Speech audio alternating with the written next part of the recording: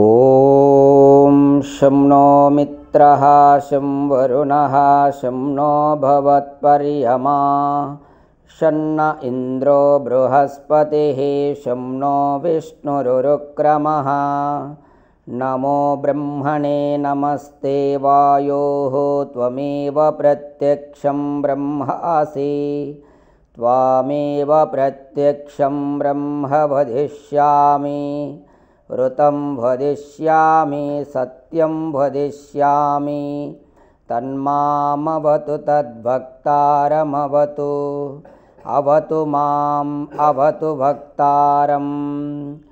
ఓం శాంతి శాంతి శాంతి. అందరికీ నమస్తే. ఈరోజు మనము ఈ యొక్క సత్యార్థ ప్రకాశంలో నామస్మరణ గురించి అలాగే అవతారము గురించి తెలుసుకుందాం. కేవలము నామస్మరణ వలన ఏమియూ ఫలము కలగదు. బెల్లమని ఉచ్చరించినంత మాత్రమున నోరు తీయబడదు. వేమన్నంత మాత్రమున నోరు చేదు కాదు. బెల్లమో లేక వేపాకో నోటిలో వేసుకొని రుచి చూచిన తీపియో చేదో తెలియను. ప్రశ్న: నామమును స్మరించుట సర్వదా మిథ్యయేనా? పురాణములలో నామస్మరణం అంతటా వ్రాయబడి ఉన్నది కదా? జవాబు: మీరు నామమును స్మరించు రీతి ఉత్తమమైనది కాదు. మీరు స్మరించు రీతి అబద్ధమైనది. ప్రశ్న: మా రీతి ఎట్టిది? మీ రీతి వేద విరుద్ధమైనది. మళ్ళీ ప్రశ్న: మంచిది, ఇప్పుడు మీరు మాకు వైదిక నామస్మరణ రీతిని తెలుపండి. జవాబు చూడండి. నామస్మరణ ఇట్లు చేయవలెను. పరమేశ్వరుని యొక్క నామము న్యాయకారి. ఈ పదమునకు అర్థము పక్షపాతము విడిచి యథార్థమునకు తగినట్లు న్యాయము చేయుట.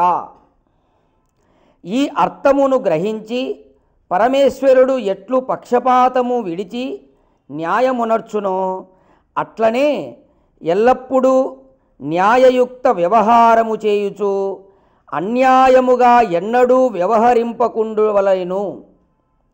ఇట్లు భగవంతుని యొక్క ఒక నామస్మరణం వలన కూడా మనుష్యునకు కళ్యాణము కలుగును. చూడండి, ఇక్కడ నామస్మరణ అంటే కేవలము నామమును ఉచ్చరించినంత మాత్రాన నీకు ఏ లాభము లేదు.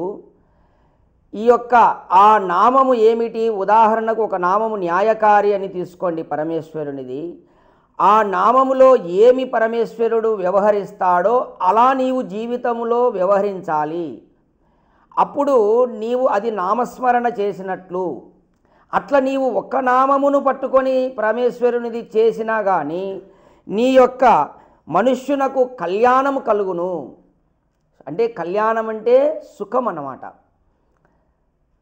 కళ్యాణం అంటే మోక్షం కలుగుతుంది. అంటే పరమేశ్వరునికి ఉన్నటువంటి నామాలలో ఒక నామము తీసుకొని నీవు ఆ విధంగా నువ్వు జీవించగలిగినా కానీ నీకు కళ్యాణం కలుగుతుంది.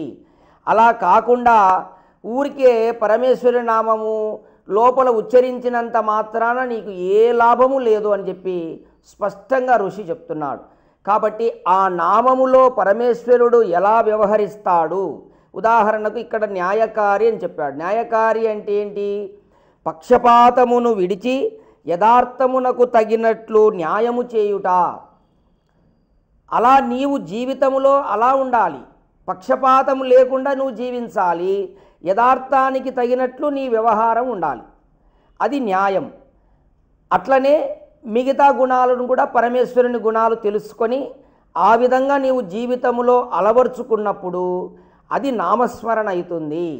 అంతేగాని ఊరికే మనసులో పరమేశ్వరుని నామాన్ని నువ్వు 1,00,000 సార్లు చెప్పినా కానీ నీకు ఫలం లేదు అని ఋషి స్పష్టంగా చెప్తున్నాడు. కాబట్టి నువ్వు నామస్మరణ అంటే ఏంది? ఆ నామములో ఏమి అర్థమైతే ఉన్నదో ఆ విధంగా నీ జీవితంలో ఆ అర్థానికి అనుకూలంగా నువ్వు జీవించగలగాలి. అదే నామస్మరణ.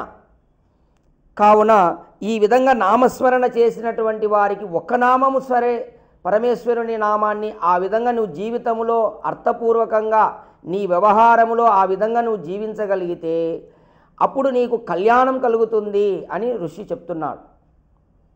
తర్వాత అవతారము, ఇక రెండవ సబ్జెక్టు అవతారం. చూడండి, పరమేశ్వరుడు నిరాకారుడని మేము ఎరుగుదుము, కానీ అతడు శివ, విష్ణు, గణేశ దేవ్యాదుల శరీరములను ధరించి రామ, కృష్ణ ప్రభృతుల రూపమున అవతరించెను. కావున వారి మూర్తులను నిర్మింపబడును. ఇదియు అబద్ధమేనా? చూడండి, ఇది ప్రశ్న అవతారం గురించి. దీనికి జవాబు చూడండి, మహర్షి దయానంద సరస్వతి. అవునవును, ఇది అసత్యమే. అవతారవాదం అనేది అసత్యం. ఏలయనగా అజ ఏకపాత్ అకాయం అని వేదంలో ఉన్నది. పరమేశ్వరుడు జన్మరహితుడు, జన్మనే లేదు, శరీరము లేనివాడును. జన్మిస్తే కదా శరీరం వచ్చేది. కావున ఈ విశేషణములు కలవాడు.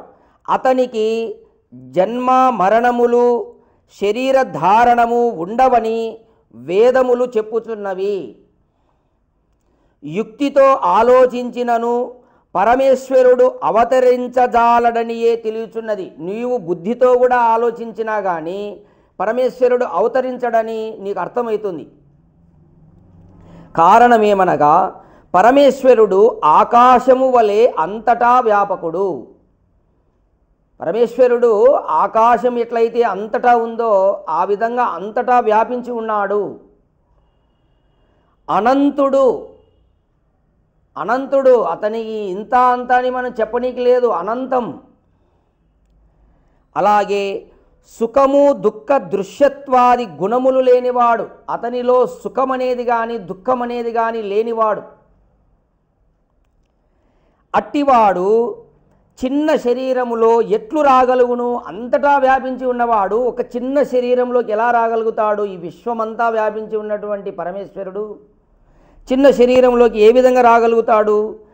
అలాగే ఏకదేశీయుడు ఎలా అవుతాడు? ఏకదేశీయుడు అంటే ఒకచో ఉండి మరి ఒక లేనివాడు. అటువంటి వాడే రాగలడు, పోగలడు.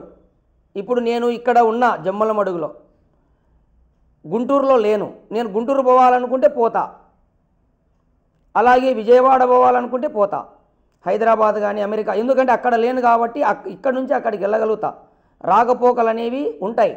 అంటే ఒక స్థానానికి పరిమితమైన వానికి రాకపోకలు అనేవి ఉంటాయి. పరమేశ్వరుడు అట్లా కాదు కదా, అంతటా అనంతమైనటువంటి స్వరూపం అది. అది ఎలా రాగలుగుతుంది? రావడానికి అవకాశం లేదు. కావున పరమేశ్వరుడు అచలుడు, అలాగే అదృశ్యుడు, కనపడడు. అదృశ్యుడు, ఎవరికి కనపడడు. ప్రతి పరమాణువునందును నిండి ఉండువాడు. అదృశ్యుడు మరియు ప్రతి పరమాణువులో నిండి ఉన్నాడు. నిండి ఉండువాడు అవతరించుననుట. ఇటువంటి పరమేశ్వరుణ్ణి అవతరించడం అని చెప్పుట ఏమంటే, వంద్యాపుత్రునకు వివాహము చేసి అతని పౌత్రుని దర్శించుట వంటిదగును. చూడండి, వంద్యాపుత్రుడంటే గుడ్రాలు. ఆమెకు పుత్రుడు కలుగుతాడా? గుడ్రాలకు పుత్రుడే కలగడు. మళ్ళీ అతని పుత్రునికి వివాహము చేసి, వంద్యాపుత్రునికి వివాహం అంటే గుడ్రాలకు పుత్రుడు పుట్టి మళ్ళా వానికి వివాహం చేసి వాని పుత్రుని చూసుట వంటిది. ఇది అసంభవం కదా. ఒక గుడ్రాలకు పిల్లలు పుట్టరు, మళ్ళా వాళ్ళకు పిల్లలు పుట్టి మళ్ళీ వాళ్ళ పిల్లలకు పిల్లలు పుట్టి వాళ్ళను చూడడం వంటిది అంటున్నాడు. అవతారవాదం అంటే ఇంత అసత్యమైనటువంటిది, ఇంత అసంభవమైనటువంటిది. కావున ఈ అవతారవాదం అనేది వేదములో శాస్త్రములలో లేదు. పరమేశ్వరుడు అనంతము, అంతటా వ్యాపించి ఉన్నటువంటి స్వరూపం, అది కదలదది. ఆ స్వరూపము కదలదు, శక్తి స్వరూపం ప్రతి పరమాణువులో నిండి ఉంది. అటువంటి స్వరూపము ఒక చిన్న శరీరంలోకి రావాల్సిన అవసరం లేదు. కాబట్టి ఈ అవతారవాదం అనేది అసత్యము, అబద్ధమని గుర్తుపెట్టుకోండి అందరూ కూడా. ఇది ఈ యొక్క రాముడు, కృష్ణుడు వీళ్ళంతా అవతరించారు అని ఇట్లా అవతారాలన్నీ దశావతారాలు ఇవన్నీ అబద్ధం, నమ్మకూడదు. నమ్మితే మీ ఇష్టం, మీ కర్మ మీది. వేదశాస్త్రాలు చెప్పని విషయాలు నమ్మినారంటే దాని ఫలితం కూడా మీకు అట్లే లభిస్తుంది. కాబట్టి వేదం ప్రకారం పరమేశ్వరుడు ఎలా ఉన్నాడో అలా మనం ఆరాధించాలి. అందరికీ నమస్తే. ఓం తత్సత్.